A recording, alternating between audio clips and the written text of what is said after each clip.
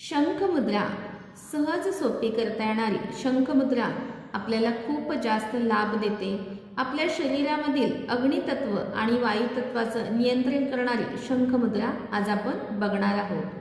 आपला उजवा हात त्याच्यावरती डाव्या हाताचा अंगठा अलगद दाब द्यायचा आहे। त्या डाव्या हाताच्या अंगठ्याला उजव्या हाताच्या चारी बोटांनी असं लपेटून घ्यायचं आहे। उजव्या हाताचा अंगठा आणि डाव्या हाताची तर्जनी याचे अग्रभाग एकमेकांना जुळवून घ्यायचे आहेत। बाकीची बोट आहेत ती पाठीमागून लपेटून घ्यायची आहेत। अशा पद्धतीने केली जाते, त्याला शंखमुद्रा असं म्हटलं जातं। शंखमुद्रा ज्यांना सतत बोलावं लागतं त्यांच्यासाठी अतिशय उपयुक्त।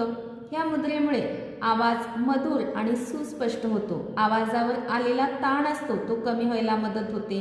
आत्ताच्या याच्यामध्ये धूळ आणि धुरामुळे निर्माण झालेले संसर्गजन्य रोग आहेत, श्वसनाचे विकार आहेत, स्वरयंत्राचे विकार, टॉन्सिल, घशा संबंधित कोणतेही विकार बरं करण्यासाठी ह्या मुद्रेचा खूप जास्त उपयोग होतो।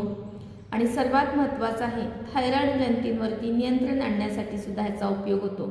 थायरॉइड ग्रंथींमुळे येणारा लठ्ठपणा कमी करण्यासाठी या मुद्रेचा खूप चांगला उपयोग होतो। मुलांमध्ये उंची संवर्धनासाठी सुद्धा ह्या मुद्रेचा उपयोग होतो। सहज सोपी करता येणारी ही मुद्रा आपल्या शरीरातील 72,000 नाड्या शुद्ध करण्याचं महत्त्वाचं कार्य सुद्धा करते। त्यामुळे शरीर तेजस्वी होण्यासाठी सुद्धा ह्या मुद्रेचा उपयोग होतो। शरीरामध्ये सतत बारीक ताप येत असेल तरी सुद्धा ह्या मुद्रेचा उपयोग करायचा आहे। खूपच छान सहज सोपी करता येणारी शंखमुद्रा।